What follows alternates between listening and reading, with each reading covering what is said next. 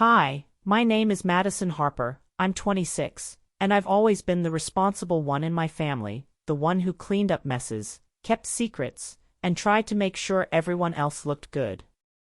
I never expected that one day, my own brother would betray me in the most personal and humiliating way possible. It all started 2 weeks ago when I got a call from Olivia Bennett, someone I thought was a new friend of mine. Her voice was confused, almost hurt. She asked me, "Madison, did you really mean all those things to me?" I froze. At first, I thought I was dreaming, maybe mishearing her. But the pit in my stomach told me otherwise. Then came the flood of texts, emails, and social media messages, proof after proof that my brother, Ethan Harper, had been using my identity to date Olivia for months. Every heartfelt message, every sweet joke, every plan she thought she had with me, it was him. Ethan. I couldn't breathe. I felt frozen, trapped, humiliated. How could someone so close, someone I trusted, betray me like this?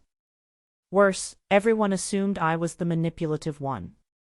I was the one left apologizing, explaining, and facing the heartbreak that wasn't mine. And that's when I realized, this wasn't just a betrayal.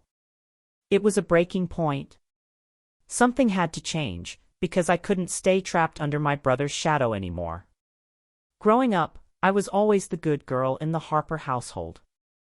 I'm Madison Harper, and my younger brother Ethan somehow managed to charm everyone, my parents, teachers, even neighbors, while I quietly handled the responsibilities no one else noticed.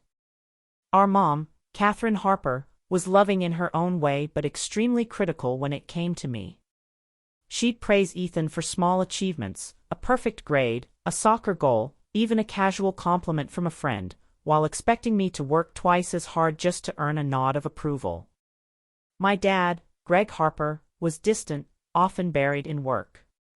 He never noticed the little ways Ethan crossed boundaries or how I sacrificed my own happiness to keep the peace.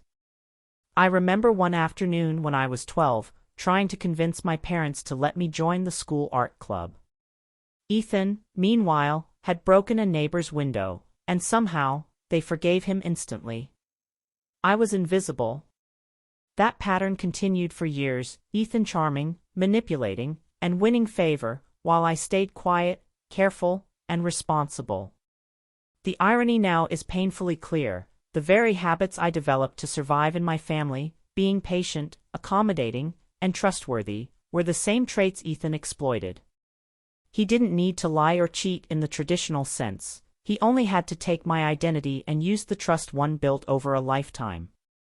And somehow, even back then, the seeds of betrayal were quietly being planted. It's hard to look back without feeling a mix of sadness and anger. I loved my brother, truly. But loving someone who grows up using your integrity as a shield for their selfishness leaves scars you can't easily explain. And now, as an adult, those scars are rawer than ever. As I grew older, I thought I could control my life, keep my heart safe, and maybe even protect Ethan from making mistakes.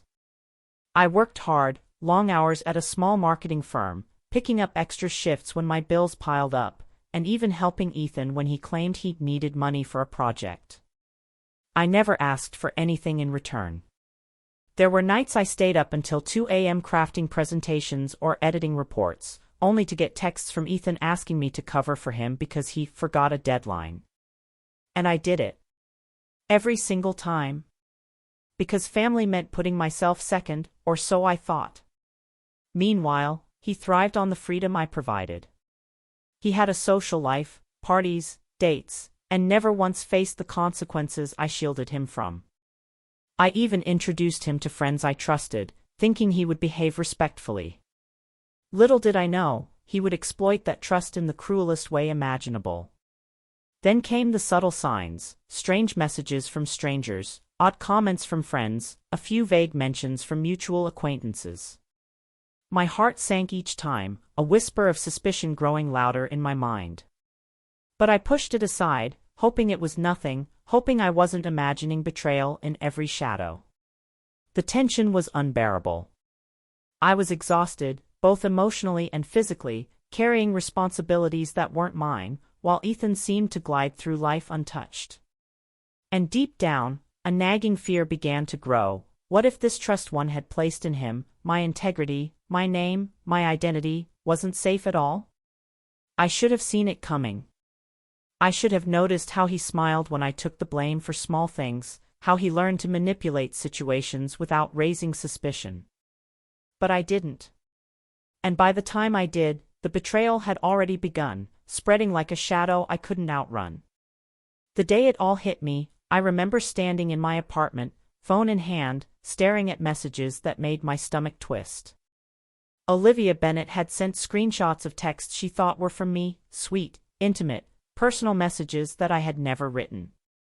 Every word, every joke, every "I miss you" had come from Ethan pretending to be me. I confronted him immediately. "Ethan, how could you?" I whispered, my voice shaking. His smirk, the casual shrug, made my blood run cold. "Relax, Mads. It's just harmless fun.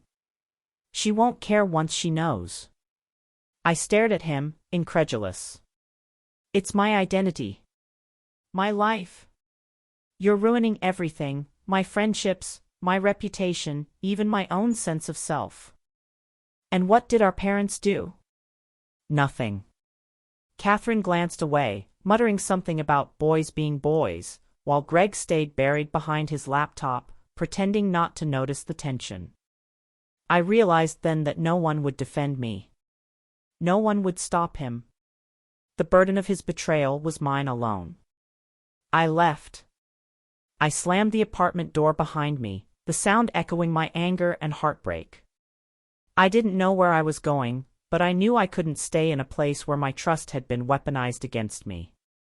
That night, walking through the city streets, the cool wind on my face felt like the first breath of freedom, but also a reminder of how deep the pain ran. After that night, I made a decision I never thought I could. I was done being a pawn in Ethan's games and a silent victim in my own family. I sold most of my belongings, packed up what I couldn't live without, and moved to a city I had never visited, Portland, Oregon.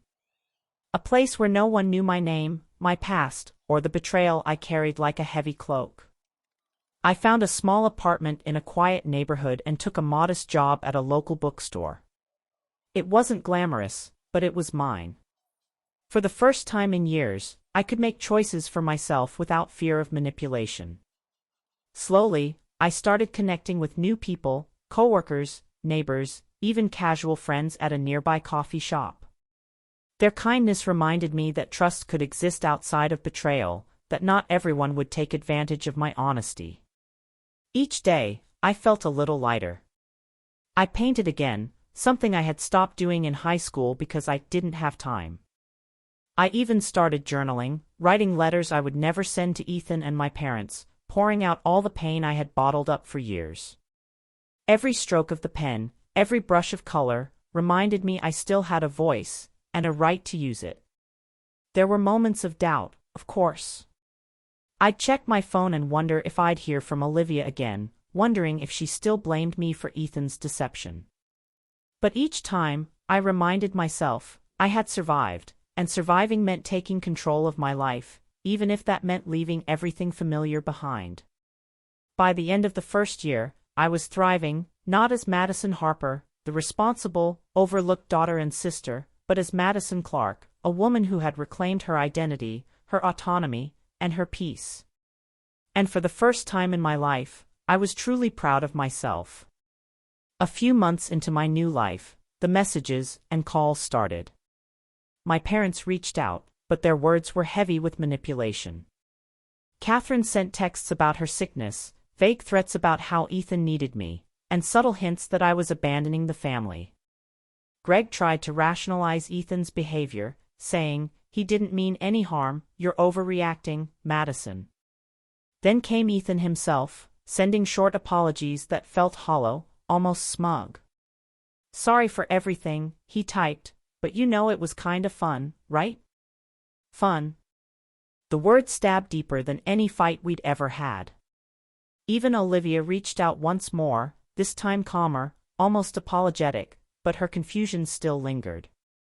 She admitted she wished she had known the truth sooner, but I realized it wasn't my burden to fix. I was done carrying the weight of their mistakes. The more they tried to pull me back, the stronger I became. I refused to respond to manipulative calls, ignored passive-aggressive texts, and blocked social media accounts that threatened my peace. For the first time, I felt a clarity I had never experienced. I didn't need their approval, and their attempts to guilt me no longer held power. I was finally in control of my own narrative. It wasn't easy. Some nights, doubt crept in, whispering that I had abandoned my family. But I reminded myself, strength isn't always loud. Sometimes, it's quiet. Sometimes, it's choosing your own well-being over the comfort of a dysfunctional past. By the time a full year had passed, the whispers, lies, and manipulations no longer reached me. I had created boundaries, rebuilt trust in myself, and learned that love from others is meaningful only when it's respectful and genuine. Looking back, I realize now that leaving wasn't an act of punishment toward my family, it was an act of survival. The betrayal, the heartbreak, and the manipulation taught me lessons I could never have learned staying in the Harper household. I am Madison Clark, not the quiet, overlooked daughter or the scapegoat for my brother's mistakes. I am a woman who chose herself, reclaimed her identity, and found peace in the life she built from scratch. I've learned that family isn't defined solely by blood, it's defined by trust, respect, and love. And sometimes, choosing yourself over toxic patterns is the bravest thing you can do. Survival isn't selfish, it's essential. Now, when I think of Ethan, I feel no anger, only clarity. I see the lessons, the strength I've gained, and the freedom that comes from taking control of my own life. And when I look in the mirror, I see a woman who survived betrayal, rebuilt her life, and came out stronger, wiser, and unshakable. For anyone watching or listening, I hope you take this to heart. Choosing yourself isn't an act of defiance, it's a declaration of your worth. Family may disappoint, people may betray, but your peace and self-respect are priceless. And once you claim them, no one, not even those closest to you, can take them away.